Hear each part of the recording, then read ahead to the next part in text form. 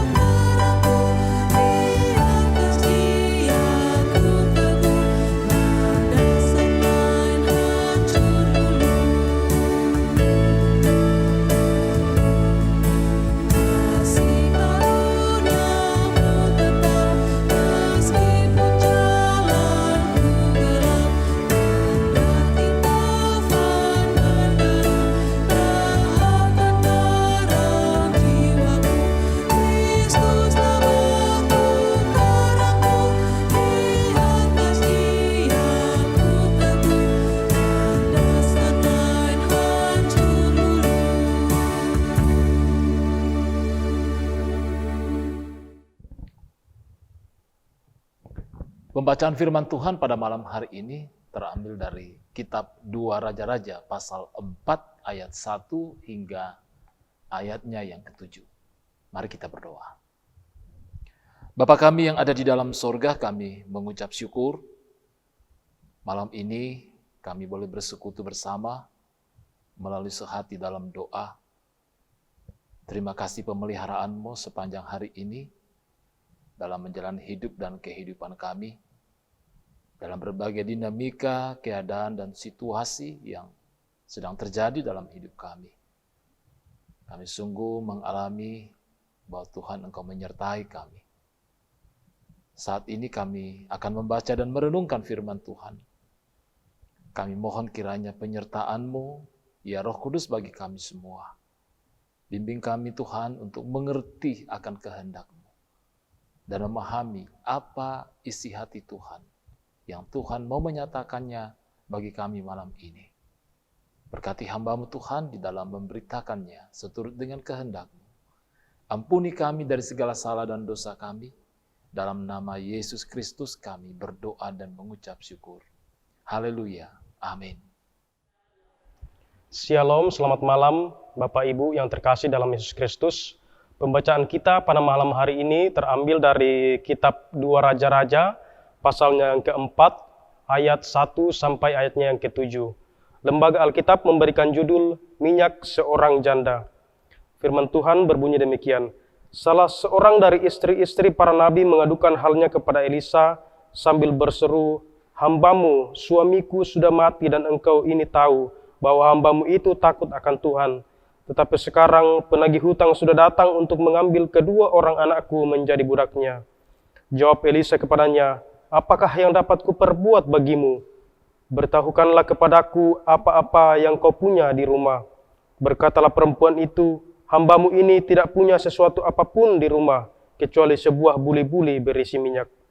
Lalu berkatalah Elisa, "Pergilah, mintalah bejana-bejana dari luar, daripada segala tetanggamu, bejana-bejana kosong, tetapi jangan terlalu sedikit.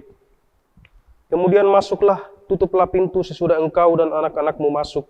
Lalu tuanglah minyak itu ke dalam segala bejana. Mana yang penuh, angkatlah.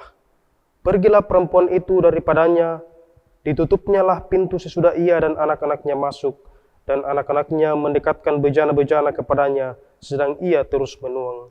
Ketika bejana-bejana itu sudah penuh, berkatalah perempuan itu kepada anaknya, "Dekatkanlah kepadaku sebuah bejana lagi." Tetapi jawabnya kepada ibunya, "Tidak ada lagi bejana." Lalu berhentilah minyak itu mengalir. Kemudian pergilah perempuan itu memberitahukannya kepada abdi Allah, dan orang ini berkata, "Pergilah, juallah minyak itu, bayarlah hutangmu, dan hiduplah dari lebihnya, engkau serta anak-anakmu." Demikian pembacaan firman Tuhan. Tuhan Yesus memberkati.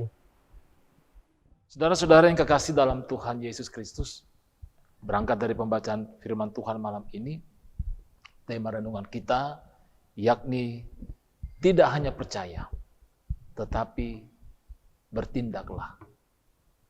Tidak hanya percaya, tetapi bertindaklah. Saudara-saudara yang kekasih dalam Tuhan Yesus Kristus, sepanjang kehidupan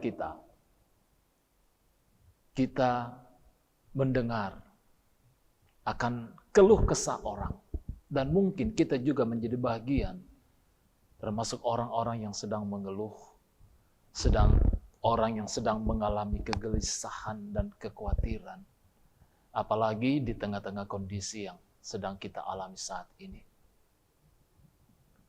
Kita selalu mendengar dan bahkan menyaksikan bagaimana keadaan-keadaan yang terjadi dewasa ini sungguh-sungguh sangat memprihatinkan. Tentu dampak dari pandemik ini menghadirkan berbagai keadaan-keadaan yang membuat kita susah, yang membuat kita galau, dan membuat kita menangis. Firman Tuhan malam ini menuntun kita untuk bagaimana melihat dan memahami setiap keadaan dan situasi yang terjadi dalam hidup ini. Bagaimana tindakan kita? Terlebih kita sebagai orang yang percaya kepada Tuhan, tentu kita tidak hanya sekedar percaya, tidak hanya di situ. Namun apa yang harus menjadi tindakan kita yang lahir dari percaya kita kepada Tuhan? Percaya tidak berarti pasif, sekedar menunggu atau menanti. Namun percaya juga membutuhkan tindakan yang nyata dalam kehidupan kita. Itulah sebabnya kita mendengar satu nats dalam firman Tuhan yang menyatakan, iman tanpa perbuatan pada hakikatnya adalah mati. Dan tanpa iman, perbuatan juga tidak memiliki arti apa-apa. Dua hal yang tentunya berkaitan satu dengan yang lain dan tidak terpisahkan. Nah, saudara-saudara yang kekasih, pengalaman tentang janda dalam pembacaan kita dengan kedua anaknya yang berada dalam pergumulan. Ternyata setelah suaminya meninggal, mereka terlilit utang yang begitu luar biasa. Mereka dikejar oleh debt collector atau rentenir yang menagih untuk mereka melunasi hutang-hutang mereka. Tentu ini menjadi pergumulan yang luar biasa, apalagi dengan kondisi ekonomi janda dan anak-anaknya yang sangat memprihatinkan. Nah, apa yang dilakukan oleh janda ini? Ia tahu dan menyadari bahwa kalau ia tidak membayar lunas hutangnya, dalam ayat 1b pembacaan kita tadi dikatakan bahwa anak-anaknya akan bisa dijadikan budak oleh rentenir ini. Ia datang kepada Elisa menyampaikan keluh kesahnya tentang keadaannya. Ia membuka diri, ia curhat kepada Elisa. Apa solusi? Apa yang harus ia lakukan untuk menghadapi situasi dan keadaan yang tentunya sangat memprihatinkan dan menakutkan bagi dia bersama dengan anak-anaknya? Dan bagaimana respon Elisa dalam pembacaan kita tadi? Saudara-saudara yang kekasih,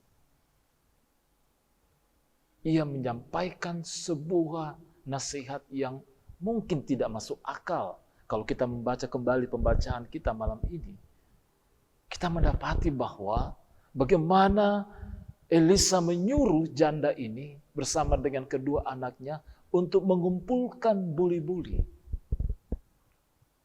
Setelah mendengar bahwa yang dimiliki oleh janda ini bersama dengan kedua anaknya hanya ada minyak sedikit dalam buli-buli. Dan Elisa memerintahkan agar mereka mengumpulkan buli-buli dari para tetangga. Buli-buli yang sudah kosong. Dan mereka masuk ke dalam rumahnya menutup pintu. Dan kemudian menuangkan minyak yang ada dalam buli-buli itu ke dalam buli-buli yang kosong. Secara logika kita, apakah minyak yang sedikit itu dapat memenuhi buli-buli yang telah dikumpulkan, entah berapa buli-buli yang dikumpulkan oleh ibu janda tadi bersama dengan anak-anaknya. Namun apa yang dilakukan bahwa apa yang mustahil ini dilakukan oleh ibu janda bersama dengan anak-anaknya. Setelah mengumpulkan buli-buli dari para tetangga, mereka masuk ke dalam rumah mereka dan menutup pintu. Dan kemudian menuangkan minyak yang sedikit itu ke dalam buli-buli yang kosong. Tentu kita tahu dan bisa menghitung Bapak Ibu Saudara-saudara bahwa ya minyak yang sedikit ini tidak akan mungkin memenuhi buli-buli yang banyak itu. Namun pembacaan kita, firman Tuhan malam ini mempersaksikan kepada kita bahwa ketika buli-buli yang berisi minyak sedikit itu dituangkan ke buli-buli yang kosong, sesuatu yang aneh terjadi. Sesuatu yang mengejutkan terjadi. Bahwa setiap buli-buli itu diisi dengan minyak yang sedikit itu. Buli-buli itu menjadi penuh. Bahkan masih ada minyak dalam buli-buli. Tapi buli-buli untuk dipakai untuk mengisi minyak itu sudah tidak ada lagi. Semuanya sudah terisi. Dan itulah yang dipakai. Itulah yang dijual oleh ibu janda tadi bersama dengan anak-anaknya dan kemudian melunasi hutang-hutangnya. Bahkan mereka bisa pakai untuk kebutuhan kehidupan mereka setiap hari. Saudara-saudara, tentu ini sebuah mujizat yang luar biasa. Dan menarik untuk kita bisa mencermati beberapa poin yang menjadi perenungan kita. Yang pertama, bahwa Elisa sebagai hamba Tuhan meresponi keluh kesah yang disampaikan oleh ibu janda tadi.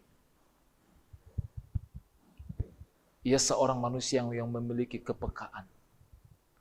Ia tidak hanya mendengar, namun ia memberikan solusi terhadap masalah yang dihadapi oleh ibu janda dan anak-anaknya tadi. Ia tidak hanya mengatakan kasihan mungkin dalam hatinya, tapi ia memberikan arahan, ia memberikan penguatan untuk meyakinkan kepada ibu janda ini tentang penyertaan Tuhan dalam kehidupan akan orang-orang yang dikasihinya, akan orang yang percaya kepada Tuhan. Sesuatu yang luar biasa seperti yang disampaikan tadi terjadi. Yang kedua, kita bisa belajar dari ibu janda bersama dengan anak-anaknya. Ia tidak menutup diri. Ia tidak terkungkung oleh kondisi dan masalah yang dihadapinya saat itu. Ia terbuka di hadapan Tuhan. Ia datang kepada hamba Tuhan, menyampaikan apa yang menjadi masalahnya.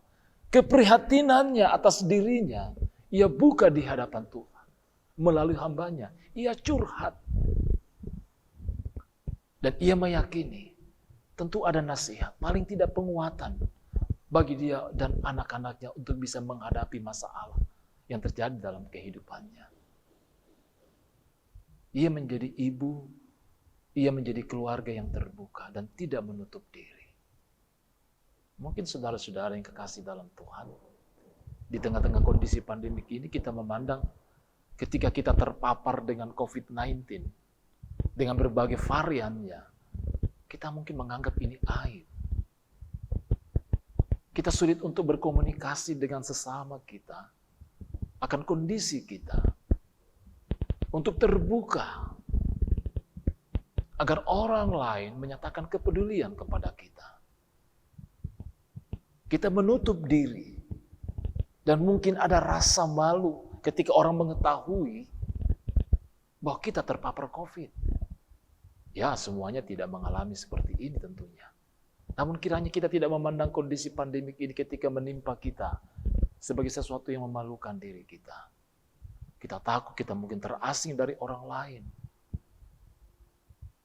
Semua orang mengalaminya, saudara-saudaraku. Dan percaya bahwa Allah peduli dengan kondisi kita. Selalu ada jalan keluar dan jalan masuk dari semua persoalan yang kita hadapi ketika kita datang kepada Tuhan.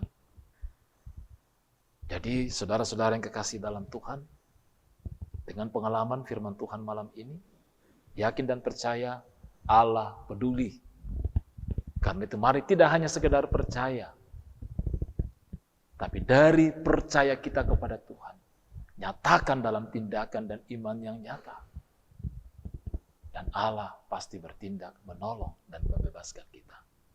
Terpujilah Kristus, Tuhan memberkati kita bersama dengan keluarga. Amin firman Tuhan.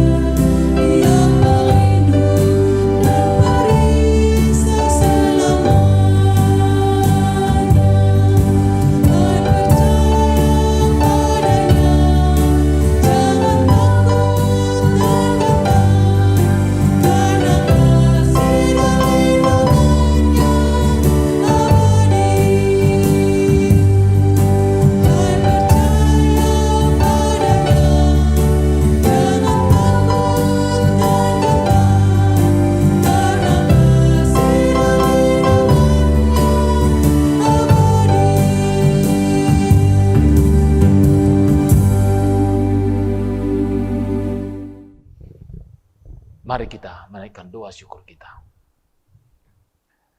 Bagimulah hormat, pujian, dan kemuliaan ya Allah. Kami mengucap syukur atas kebenaran firman-Mu yang telah kami dengar dan kami renungkan bersama-sama. Kiranya di dalam tuntunan-Mu ya Roh Kudus, akan kami senantiasa boleh menjalani kehidupan ini. Tidak hanya sekedar percaya, namun sungguh-sungguh menyatakan tindakan iman sebagai buah daripada kepercayaan kami. Berkati kami sebagai anak-anak-Mu untuk senantiasa mau mendengar dan menyatakan kepedulian yang konkret dalam kehidupan sesama kami yang sedang mengalami pergumulan. Berkati kami sebagai pribadi dan sebagai keluarga yang senantiasa terbuka di hadapan-Mu Tuhan. dan tidak terus terkungkung dalam kondisi dan keadaan masalah, persoalan, kehidupan kami. Namun kami datang kepada Tuhan, meratap di hadapan Tuhan, memohon bimbingan dan tuntunan serta kekuatan yang daripada Tuhan. Ya Allah, ya Tuhan kami, malam ini kami mohonkan penyertaan-Mu untuk hidup dan kehidupan kami semua anak-anak-Mu.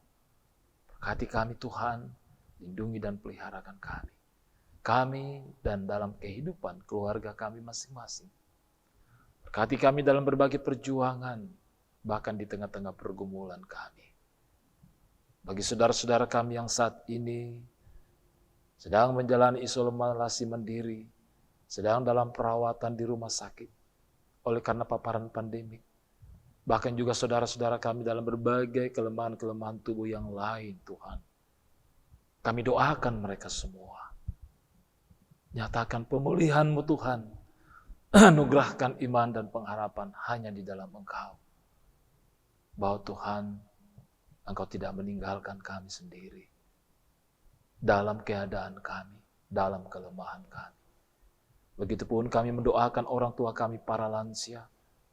Berkati mereka dalam menjalani usia indah kehidupan mereka. Ya Allah, ya Tuhan kami, waktu istirahat tidur malam kami juga serahkan ke dalam tangan pengasihan-Mu. Berkati kami Tuhan dalam waktu istirahat kami, segala keletihan, segala kelemahan yang kami alami, Tuhan Engkau pulihkan. Terima kasih ya Bapa. Bagimulah hormat, pujian, dan kemuliaan. Ampunilah kami dari segala salah dan dosa kami. Kami datang di dalam nama Yesus Kristus, yang itulah Tuhan dan Juru Selamat kami yang hidup, yang sudah mengajar kami berdoa. Bapa kami yang di sorga, dikuduskanlah nama-Mu. Datanglah kerajaan-Mu, jadilah kehendak-Mu di bumi seperti di sorga. Berikanlah kami pada hari ini makanan kami yang secukupnya. Dan ampunilah kami akan kesalahan kami, seperti kami juga mengampuni orang yang bersalah kepada kami. Dan janganlah bawa kami ke dalam pencobaan, tetapi lepaskanlah kami daripada yang jahat. Karena Engkau yang punya kerajaan dan kuasa dan kemuliaan sampai selama-lamanya. Amin. Segala puji, syukur, dan hormat kita angkat di hadapan Tuhan pada malam hari ini.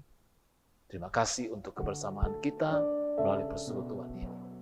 Mari tetap semangat dalam mencari wajah Tuhan setiap hari. Kita percaya penyertaan-Nya. Salam sehat untuk kita semua. Shalom dan Bongimelo.